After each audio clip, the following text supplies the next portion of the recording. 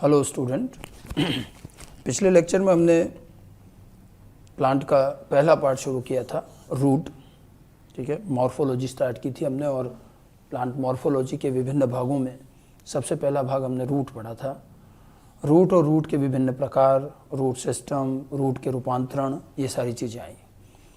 आज हम आगे बढ़ते हैं और रूट के बाद अगला भाग लेते हैं स्टेम, तना। ठीक है, ये हम कायिक भाग पढ़ रहे हैं। पहले जड़ पढ़ी हमने, फिर तना पढ़ेंगे, फिर पत्तियां लेंगे।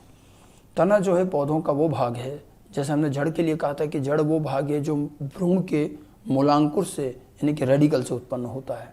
तो तना वो भाग है जो भ्रूण के प्लूमूल से उत्पन्न होता है, जिसको प्रांकुर कहते हैं। भ्रूण के दो भाग हैं, प्रांकुर एंड मूलांकुर।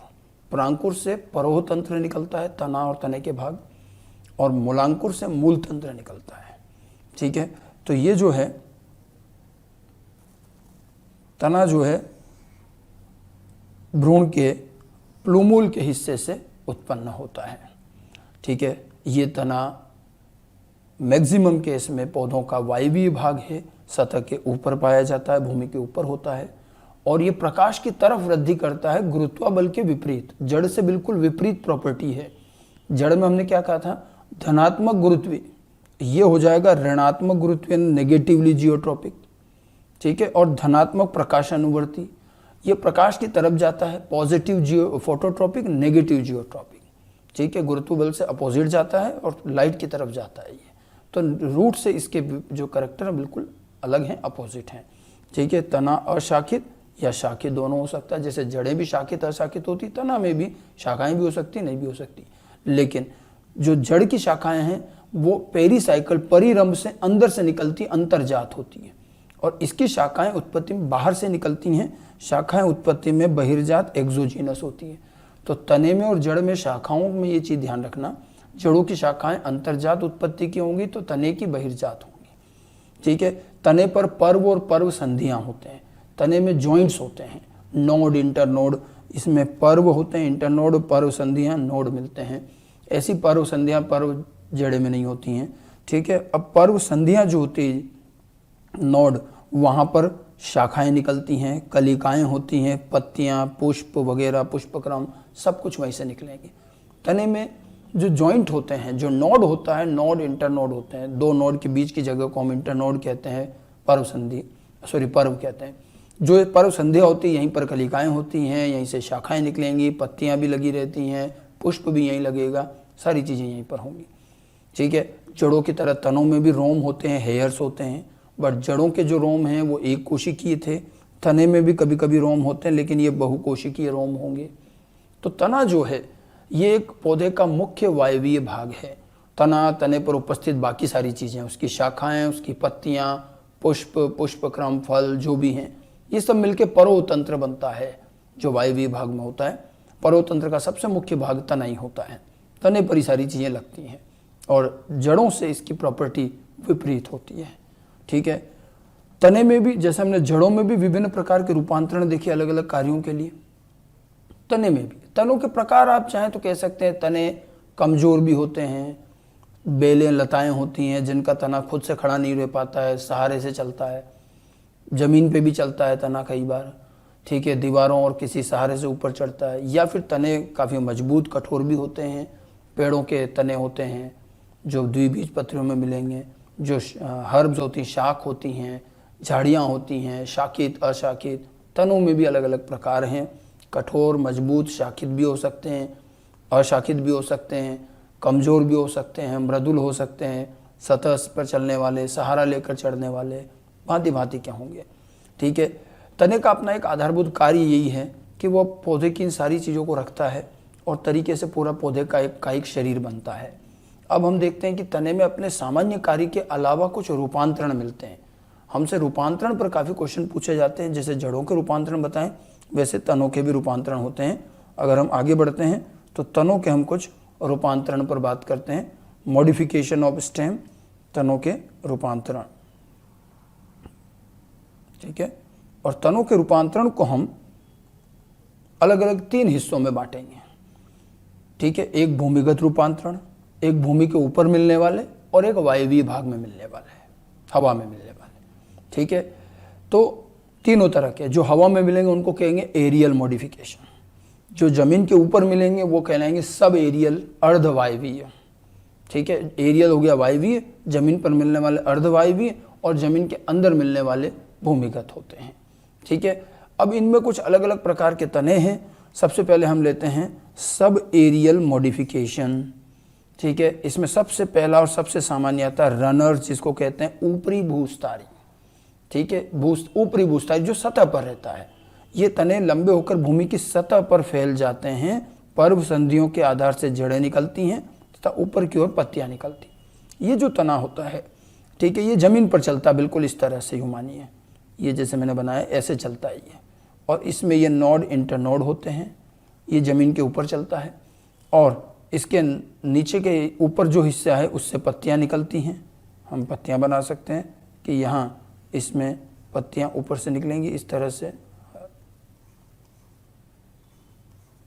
ठीक है, और आधार से फिर जड़ें निकलती हैं इस तरह से।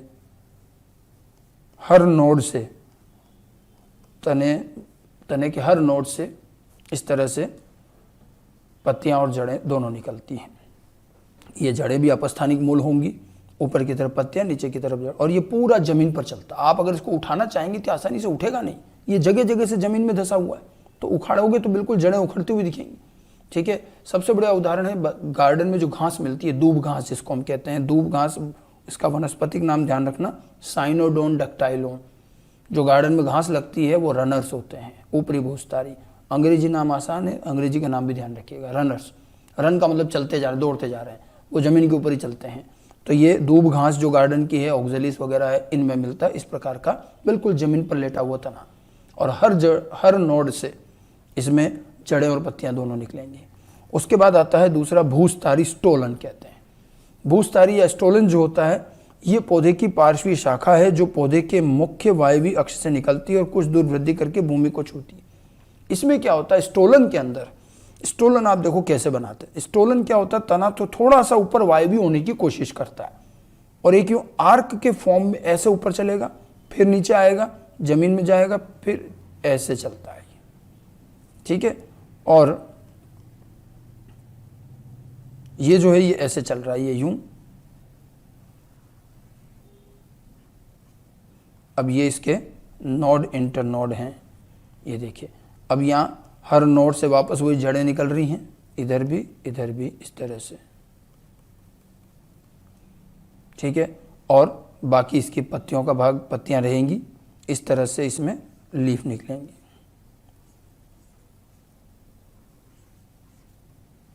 ऐसे।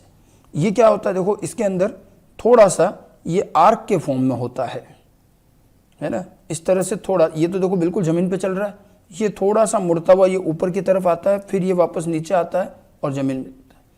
ठीक है, पार्श्वी शाखा के रूप में थोड़ा ऊपर निकलने की कोशिश भी करता है, थोड़ा बहुत वायवीय होता है, फिर झुक करके वापस जमीन में चला जाता है। जितने भी नोड हैं वो सब जमीन पे लगे रहते हैं और उसमें से जड़ें भी निकलती हैं, पत्तियां भी निकलती हैं। ठीक है, इसे हम जैस्मिन, चमेली कहते हैं, पुदीना, मिंट, ये सब इसके उदाहरण हैं। उदाहरण मैंने मैक्सिमम वही लिए जो एनसीईआरटी में हैं, तो आपको दोनों का अर्थ समझ में आना चाहिए, रनर और स्टोलन।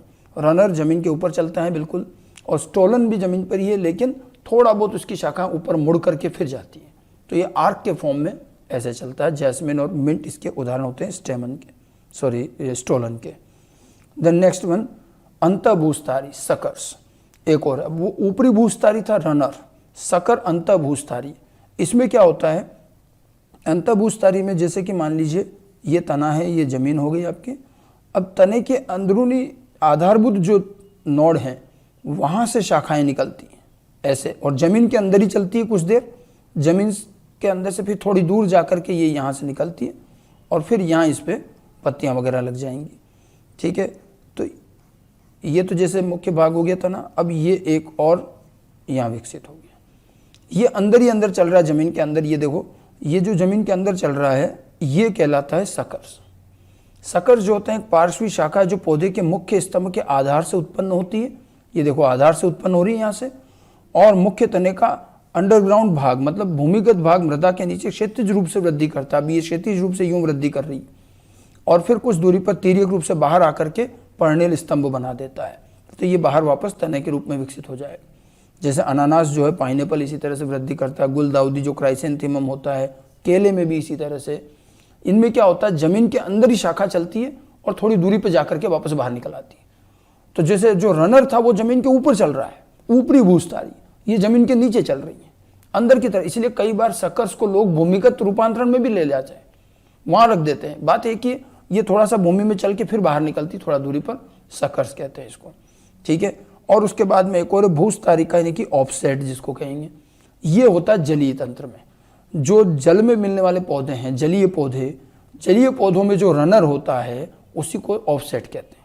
अब इसमें क्या होता है कि जल के अंदर, जैसे ये मान लीजिए पानी है, पानी के अंदर अब जैसे जो जलकुंभी वगैरह होती है उनमें क्या होता है, उनके अंदर ये इस तरह से तना बिल्कुल पानी पर तैरते हुए रहते हैं ये, और इसमें हर नोड से वैसे उसी तरह से वापस पत्तियां निकलेंगी। अब ये इस तरह से इसमें पत्तियों का झुंड रहता है, ठीक है, और बाकी जड़ें रहती हैं इस तरह से।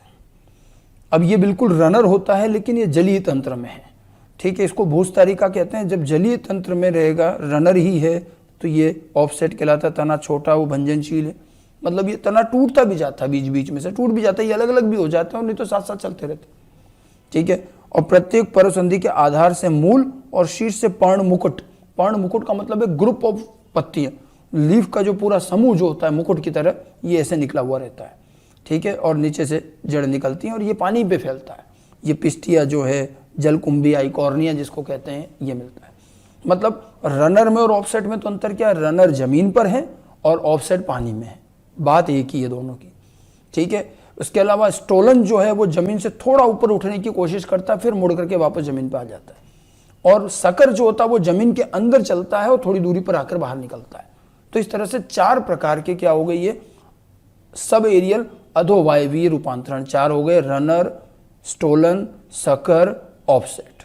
ऊपरी भूस्थारी, ठीक है, फिर उसके बाद भूस्थारी, अंतः भूस्थारी और भूस्थारिका। हिंदी में भी नाम याद रख सकते हैं, इंग्लिश में भी याद रख सकते हैं, ठीक है।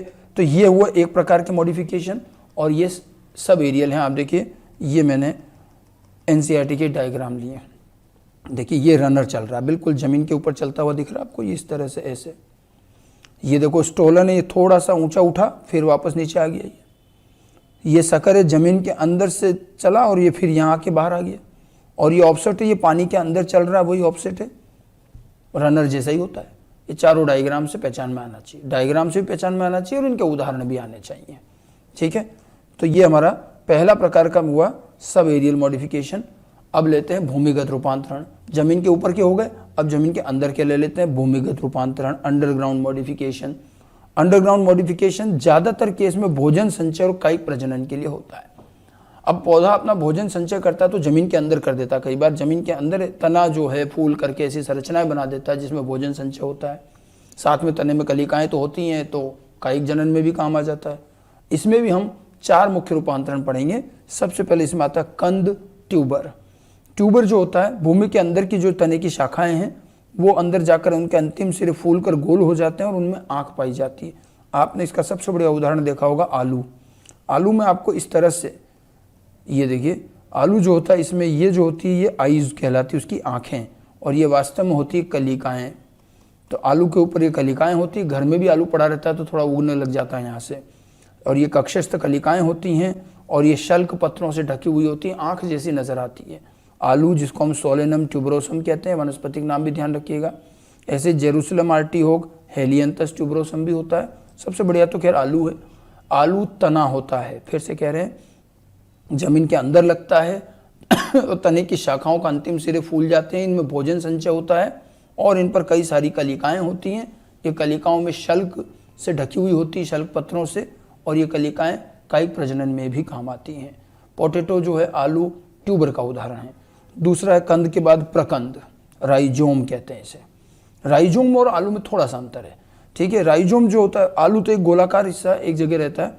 प्रकंद जो होता है ये जमीन के अंदर ऊर्ध्वाधर रूप से चलता है, क्षैतिज रूप से चलता है। मासल और भूमि के अंदर पाया जाने वाला क्षैतिज तना, ठीक है, ये जमीन के अंदर चलता है। आपने देखा होगा, इसका सबसे बड़ा उदाहरण है अदरक। अगर आपने देखी हो, हल्दी अगर आपने देखी हो, तो इसके अंदर जो तना होता है वो इस तरह से जमीन के अंदर चलता जाता है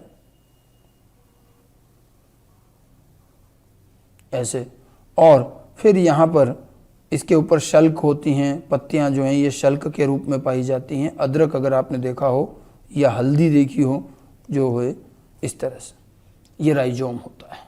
अदरक, हल्दी, कैना, बनाना में भी होता है राइजोम, ठीक है। तो ट्यूबर जो है फूल कर गोल हो जाता है और उस पर इस तरह से कलिकाएं आइस के रूप में पाई जाती हैं। राइजोम जो होता है वो क्षैतिज रूप से जमीन के अंदर ही चलता है और इसकी शाखाएं भी रहती हैं। इसमें पर्व पर्व संधियाँ भी, छोटे छोटे पर्व और पर्व संधियाँ भी पाई जाएंगी। इसमें कलिकाएं भी होंगी और पत्तियां जो है शल्क के रूप में होती हैं, जो शल्क के स्केली लीव्स होती हैं शल्क के रूप में ढकी होती हैं। तो ट्यूबर आलू है, तो प्रकंद राइजोम जो है वो हल्दी और अदरक इसके बड़े अच्छे उदाहरण में आते हैं। बनाना भी इसके उदाहरण में आता है। उसके बाद में एक और है घनकंद कॉर्म। घनकंद जो होता है ये पोटैटो से थोड़ा बड़ा और यूं सीधा का सीधा जमीन में वर्टिकली वृद्धि करता है ऊर्ध्वाधर रूप से। इसके अंदर क्या होता है कि ये एक बड़ा सा ये ऐसे जमीन के अंदर और इसके ऊपर भी हमें नोड इंटरनोड मिल जाते हैं, ठीक है। घनकंद जो संगनित भूमिगत तना है जो भूमि में ऊर्ध्वाधर वृद्धि करता है, ये यूं का यूं जमीन के अंदर वृद्धि करता है। इसमें वृत्ताकार पर्व होते हैं और पर्व संधियाँ पाई जाती हैं। यहाँ बीच बीच में इसमें कलिकाएं भी हो सकती हैं, ऐसे इसमें कलिकाएं भी लगी रहती हैं। ये कोलोकेशिया में मिलता है, जमीकंद भी कहते हैं इसको, कोलचिकम में मिलता है, एलोकेशिया का सारा उदाहरण है इसके, ठीक है। ये थोड़ा बड़ा होता है, ये बड़े बड़े होते हैं, जमीकंद कहते हैं हम अक्सर आम भाषा में इसको जमीकंद कहा जाता है। और ये जमीन के अंदर सीधे के सीधे उगते हैं। जहाँ अदरक और राइजोम जो होता है वो क्षैतिज रूप से चलता है, ये ऊर्ध्वाधर रूप से सीधा सीधा जमीन के अंदर जाता है और काफ़ी बड़े बड़े होते हैं और इसमें भी पर्व पर संध्या और कलिकाएं मिलेंगी। उसके बाद है शल्ककंद यानी कि बल्ब। शल्ककंद ये एक संगनित तना होता है और इसके अंदर क्या होता है, तना बहुत हासित होकर के एक डिस्क के रूप में संरचना में आ जाता है। इसके चारों तरफ बहुत सारी मासल लीफ होती हैं, पत्तियां बहुत मासल होती हैं, शल्क पत्र होते हैं और आधार से फिर इसमें जड़ें निकलती हैं और मासल पर्ण के अंदर भोजन संग्रहण होता है, ठीक है। शल्क का जो सबसे बढ़िया उदाहरण है अगर हम देखें तो अगर आपने प्याज देखा हो, प्याज और लहसुन अगर देखा है आपने, तो ये बिल्कुल इसी तरह से। इसमें क्या होता है, ये यहाँ पर तो तने की एक डिस्क होती है, ये होती है, ये एक डिस्क जैसी संरचना होती है। अब इससे यहाँ जड़ें निकल रही हैं, फिर इसमें बहुत सारी ये पत्तियाँ होती हैं इस तरह से, मासल पर्ण होती हैं, ठीक है। और फिर यहाँ ऊपर जो है फिर इसमें कुछ वायवीय हरे रंग की पत्तियां निकलेंगी आगे ये इस तरह से,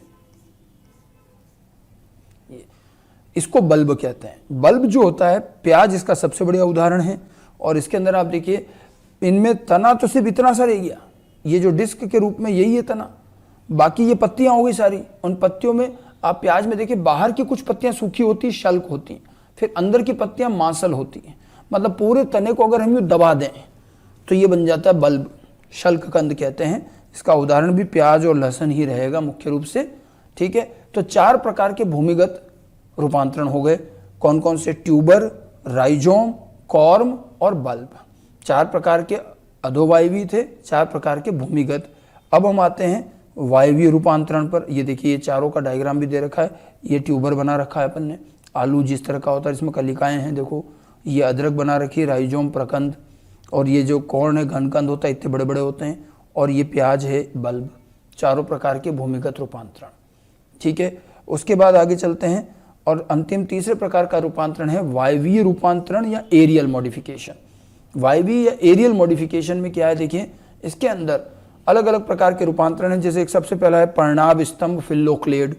इसके अंदर क्या होता है, तने में जो उनके इंटरनोड होते हैं, ठीक है, जो उनके पर्व होते हैं वो चपटे हो जाते हैं, मासल हो जाते हैं, हरे रंग के हो जाते हैं और वो प्रकाश संश्लेषण का पत्तियों का काम करने लग जाते हैं और पत्तियां इनके अंदर बहुत ही संक्षिप्त, बहुत छोटी हो जाती हैं और कांटों के रूप में हो जाती हैं, ठीक है। इनमें हरा चपटा गोलाकार मासल तना है जो कुछ मरुद्भिद पौधों में पाया जाता है। एक्चुअली क्या है, जो मरुद्भिद पौधे जो मरुस्थलों में मिलते हैं वहाँ क्या होता है, पत्तियों में स्टोमेटा होते हैं, रंध्र होते हैं, वहाँ से काफ़ी पानी का नुकसान होता है। अब डेजर्ट में पानी वैसे ही कम मिलता है तो पौधा रूपांतरण करता है पानी बचाने के लिए, तो वो पत्तियों को तो बहुत ही रिड्यूस करके कांटों में बदल देता है क्योंकि उस पर रंध्र होते हैं तो पानी निकलेगा। और तना जो होता है, तने के जो पर्व होते हैं उनमें वो चपटे होकर के उनमें पानी का भी संचय हो जाता है। वहाँ स्टोमेटा नहीं है तो वहाँ से पानी निकलेगा नहीं, हरे रंग का भी हो जाता है, पत्तियों की तरह काम करता है।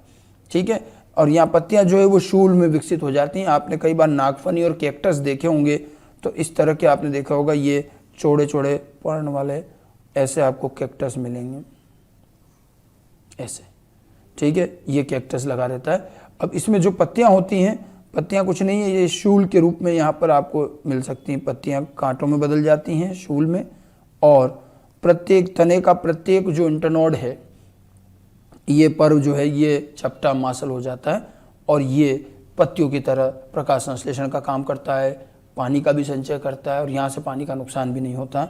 नागफनी जिसको हम कहते हैं ओपुंजिया, कैक्टस, यूफोर्बिया, कैजुराइना, ये जितने भी मरुद्भिद पौधे हैं, इनमें सब में इस प्रकार का आपने देखा होगा। कैक्टस समूह के जितने भी पौधे हैं उनमें यही मिलता है। ये फिल्लोक्लेड कहलाते हैं। अच्छी तरह से ध्यान रखिएगा, फिल्लोक्लेड पर्णाभ स्तंभ, मतलब स्तंभ पर्ण जैसा हो गया।